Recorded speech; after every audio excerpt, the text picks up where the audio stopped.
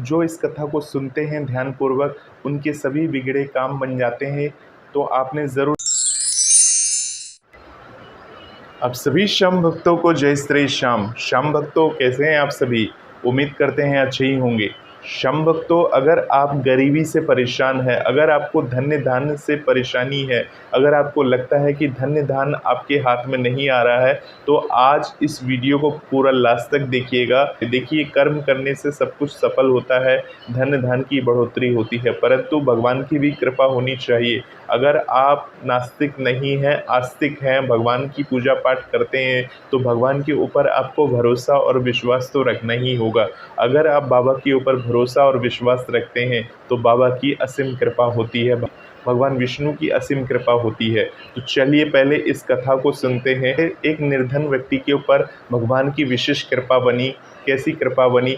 ऐसा माना जाता है जो इस कथा को सुनता है उस पर भगवान की विशेष कृपा होती है। श्याम भक्तों, जो परमा एकादशी होती है, परमा एकादशी तिथि जो होती है, अपने आप में एक बहुत ही महत्वपूर्ण तिथि है। वैसे तो हर एक एकादशी का अपना अपना एक महत्वपूर्ण बात होती है। हर एक एकादशी तिथि के व्रत का अपना अपना एक जो होता है अलग महत्व होता है। तो सबसे पहले हम परमा एकादशी की बातों को सुनेंगे, कथा सुनेंगे, और उसके बाद जानेंगे कि 2023 में परमा एकादशी कब है, किस दिन मनाई जाएगी, उसके बारे में आगे इस वीडियो में जानेंगे। तो सबसे पहले इसकी कथा सुन लेते हैं। इसकी कथा को अधूरा मत छोड़िएगा, पूरा सुनिए।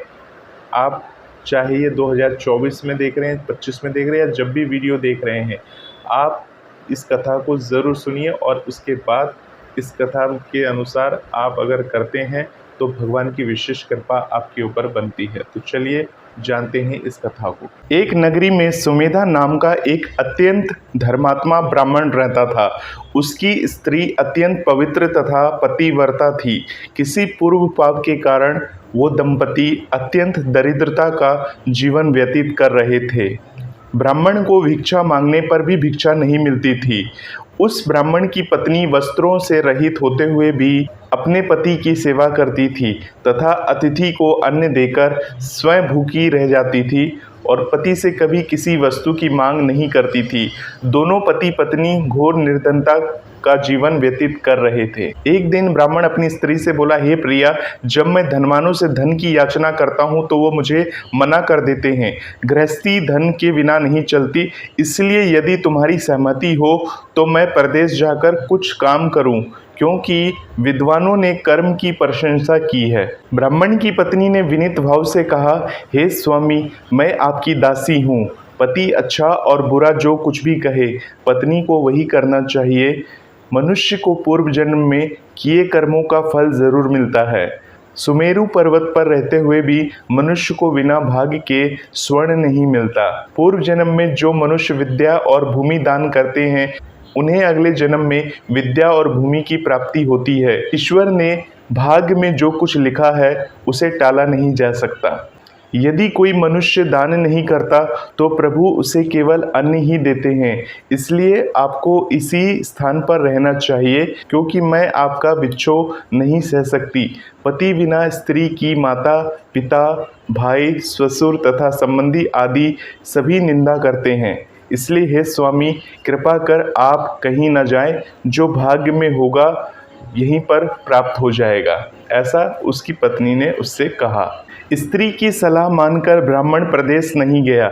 इसी प्रकार समय बीतता रहा। एक बार कौंडिन्य ऋषि वहां आए। ऋषि को देखकर ब्राह्मण सुमेधा और उसकी स्त्री ने उन्हें प्रणाम किया और बोले, आज हम धन्य हुए आपके दर्शन करके। आज हमारा जीवन सफल हो गया जो आप यहाँ पर पधारे। ऋषि को उन्होंने आसन तथा भोजन दिया। भोजन देने के बाद पवित्रता ब्राह्मणी ने कहा, हे ऋषिवर, कृपया कर आप मुझे दरिद्रता का नाश करने की विधि बतलाइए। मैंने अपने पति को परदेश में जाकर धन कमाने से मना किया है, यानी रोका है।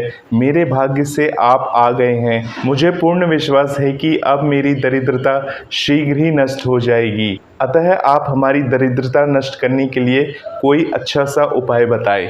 ऐसा उन्होंने कौंडिन्य ऋषि से पूछा उनकी पत्नी ने। ब्राह्मणी की बात सुनकर कौंडिन्य ऋषि बोले, हे ब्राह्मणी, मल मास की कृष्ण पक्ष की परमा एकादशी के व्रत से सभी पाप, दुख और दरिद्रता आदि नष्ट हो जाते हैं। जो मनुष्य इस व्रत को करता है वो धनवान हो जाता है। इस व्रत में नृत्य, गायन आदि सहित रात्रि जागरण करना चाहिए। यह एकादशी धन वैभव देती है तथा पापों का नाश कर उत्तम गति प्रदान करने वाली होती है। धनापति कुबेर ने भी इस एकादशी के व्रत को किया था, इसका पालन किया था, जिससे प्रसन्न होकर भगवान भोलेनाथ ने, भगवान शिव जी ने उन्हें धनाध्यक्ष का पद प्रदान किया। इसी व्रत के प्रभाव से सत्यवादी राजा हरिश्चंद्र को पुत्र, स्त्री और राज्य की प्राप्ति हुई थी। उसके बाद कौंडिन्य ऋषि ने उन्हें एकादशी के व्रत का समस्त विधान कह सुनाया, किस तरह से एकादशी करनी चाहिए। ऋषि ने कहा, हे ब्राह्मणी, पंचरात्रि व्रत इससे भी ज्यादा उत्तम होता है।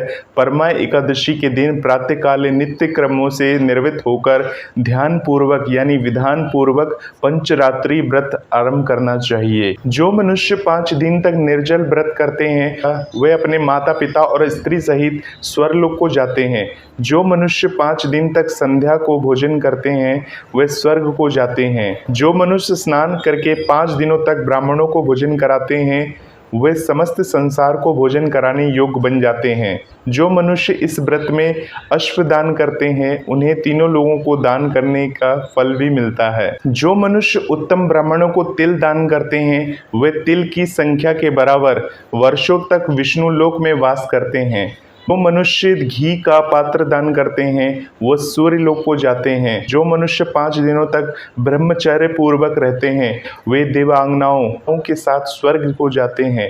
हे ब्राह्मणी, तुम अपने पति के साथ इसी व्रत को धारण करो, इससे तुम्हें अवश्य ही सिद्धि की और अंत में स्वर्ग की प्राप्ति होगी। कौंडिन्य ऋषि के वचनानुसार ब्राह्मण और उसकी स्त्री ने परमा एकादशी का 5 दिन का व्रत किया, 5 दिन तक का व्रत किया। व्रत पूर्ण होने पर ब्राह्मण को स्त्री ने एक राजकुमार को अपने यहाँ आते देखा। राजकुमार ने ब्रह्मा जी की प्रेरणा से एक उत्तम घर जो कि सब वस्तुओं से परिपूर्ण था यानी सब कुछ था, उन्हें रहने के लिए स्थान दिया। उसके बाद राजकुमार ने आजीविका मतलब काम के लिए एक गांव दिया। इस प्रकार ब्राह्मण और उसकी स्त्री की गरीबी दूर हो चुकी थी और पृथ्वी पर काफ़ी वर्षों तक सुख भोगने के पश्चात वे पति पत्नी श्री विष्णु लोक के उत्तम लोक को प्रस्थान कर गए, अर्थात विष्णु लोक की तरफ चले गए। ये एकादशी की चमत्कारिक कथा थी जिसके सुनने मात्र से व्यक्ति का यानी जो भी भक्त हैं विष्णु भगवान के, उनका कल्याण होता है। तो श्याम भक्तों, ये जो अभी आपने सारी बातें सुनी ये परमा एकादशी व्रत की कथा थी। ऐसा माना जाता है जो इस कथा को सुनते हैं ध्यानपूर्वक उनके सभी बिगड़े काम बन जाते हैं। तो आपने ज़रूर ध्यानपूर्वक इस कथा को सुना होगा। चलिए अब बात करते हैं कि 2023 में परमा एकादशी तिथि कब लगने वाली है। तो देखिए, परमा एकादशी जो 2023 में है, बहुत सारे लोग ये कंफ्यूज हो रहे हैं कि 2 दिन की एकादशी लगेगी, एक 11 तारीख की है, एक 12 तारीख की। इन दोनों दिनों में कब एकादशी तिथि लगेगी? तो आप सभी श्याम भक्तों को बता दें कि एकादशी तिथि जो है वो 11 अगस्त 2023 को सुबह 5:06 से एकादशी तिथि लग जाएगी। और ये जो एकादशी तिथि रहेगी ये अगले दिन यानी कि 12 अगस्त 2023 को सुबह 6:31 तक ही रहेगी। जो इसका व्रत है वो 12 तारीख को आप कर सकते हैं और व्रत का जो पारण होगा वो अगले दिन यानी कि 13 अगस्त 2023 को सुबह 5:49 से लेकर सुबह के 8:19 तक ही व्रत की पारण की तिथि रहेगी। इस बीच में आप व्रत का पारण कर सकते हैं। परंतु ऐसा माना जाता है कि परमा एकादशी तिथि जो होती है, जैसे कि आपने कथा में सुनी है कि 5 दिन के लिए होता है, तो बहुत सारे लोग इस व्रत को 5 दिन के लिए करते हैं। जो व्रत की तिथि रहेगी वो मैंने आपको बता दी तब। तो होपफुली आपको ये वीडियो पूरा समझ में आया होगा। ऐसे ही वीडियोस को देखने के लिए इस चैनल के साथ बने रहें। आप सभी श्याम भक्तों को जय श्री श्याम।